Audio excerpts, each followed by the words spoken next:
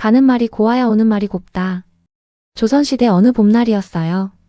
한옥마을에는 벚꽃이 활짝 피어 있었어요. 분홍빛 꽃잎이 바람에 날리며 마을 길을 아름답게 물들이고 있었답니다. 은보는 꽃길을 걸으며 매우 기분이 좋았어요. 길가에는 예쁜 꽃들이 피어 있었고 따뜻한 봄바람도 불고 있었어요. 은보는 가장 예쁜 꽃 한 송이를 발견했어요. 그리고 얼른 꽃을 꺾어 뽀뽀에게 달려갔어요. 뽀뽀야, 이 꽃 정말 예쁘지? 은보는 기대 가득한 얼굴로 꽃을 보여주었어요.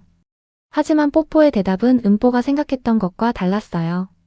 뽀뽀는 꽃을 한번 바라보더니 말했어요. 아니, 이상한데?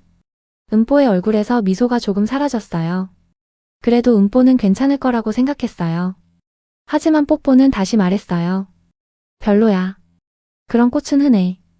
은보는 꽃을 내려다보았어요. 방금 전까지는 정말 아름답게 보였던 꽃이 갑자기 초라하게 느껴졌어요. 은보의 마음도 조금씩 슬퍼지기 시작했어요. 그렇구나. 은보는 작은 목소리로 말했어요. 꽃을 들고 있는 손에도 힘이 빠졌어요. 사실 은보는 뽀뽀가 좋아할 거라고 생각했어요. 예쁜 꽃을 발견하자마자 가장 먼저 뽀뽀에게 보여주고 싶었거든요. 그래서 더욱 속상했어요. 잠시 후 두 친구는 각자의 집으로 돌아갔어요.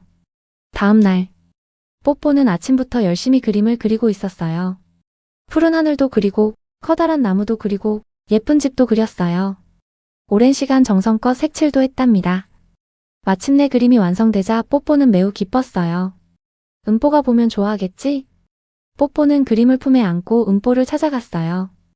은보야, 내가 그린 그림 좀 봐. 은보는 밝게 웃으며 그림을 바라보았어요. 정말 정성껏 그린 그림이었어요. 하지만 은보는 어제 있었던 일이 떠올랐어요. 그리고 자신도 모르게 이렇게 말했어요. 별로야. 뽀뽀의 눈이 커졌어요. 은보는 계속 말했어요. 그런 그림은 많이 봤어. 뽀뽀의 얼굴에서 웃음이 사라졌어요. 은보는 마지막으로 한마디를 더 했어요. 그리고 너무 유치해. 순간 뽀뽀는 아무 말도 할 수 없었어요. 그림을 들고 있던 손이 조금 떨렸어요. 뽀뽀는 밤늦게까지 열심히 그림을 그렸어요. 칭찬을 받고 싶었고 좋아하는 친구에게 보여주고 싶었어요. 그런데 기대했던 말 대신 차가운 말을 듣게 되었어요. 뭐? 뽀뽀는 작은 목소리로 말했어요. 열심히 그렸는데? 뽀뽀는 그림을 바라보며 슬픈 표정을 지었어요. 그 모습을 본 은보는 갑자기 어제 일이 떠올랐어요. 꽃을 들고 있던 자신의 모습이 생각났어요. 그리고 뽀뽀가 했던 말도 기억났어요. 별로야. 흔한 꽃이야. 그때 자신이 얼마나 속상했는지 다시 느껴졌어요. 은보는 그제야 깨달았어요. 아, 어제 내가 느꼈던 기분이 바로 이런 거였구나. 은보는 고개를 숙였어요. 뽀뽀를 상처 주고 싶었던 것은 아니었어요.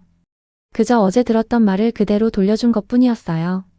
그런데 뽀뽀가 슬퍼하는 모습을 보니 마음이 무거워졌어요. 은보는 조용히 뽀뽀에게 다가갔어요. 그리고 진심으로 말했어요. 미안해. 뽀뽀가 고개를 들었어요. 은보는 다시 말했어요. 앞으로는 예쁘게 말할게. 뽀뽀도 잠시 생각하다가 미소를 지었어요. 나도. 앞으로는 예쁘게 말할게. 두 친구는 서로를 바라보며 웃었어요. 조금 전까지의 서운함도 점점 사라졌어요. 따뜻한 봄바람이 다시 불어왔어요. 벚꽃잎도 두 친구 주위를 천천히 날아다녔어요. 그날 이후 은보와 뽀뽀는 말을 할 때 한 번 더 생각하기 시작했어요. 같은 말이라도 따뜻하게 말할 수 있다는 것을 알게 되었기 때문이에요. 사람의 마음은 꽃과 비슷해요. 예쁜 말을 들으면 활짝 피어나고 상처 주는 말을 들으면 시들어버리기도 해요. 그래서 한국에는 오래전부터 전해 내려오는 속담이 있어요. 가는 말이 고와야 오는 말이 곱다. 내가 먼저 고운 말을 해야 상대방도 나에게 고운 말로 답해준다는 뜻이에요. 친절한 말은 친절한 말을 부르고 따뜻한 말은 따뜻한 마음을 만들어요. 은보와 뽀뽀는 그날 중요한 것을 배웠답니다. 예쁜 꽃보다 더 아름다운 것은 바로 다른 사람의 마음을 따뜻하게 만드는 고운 말이라는 것을 말이에요.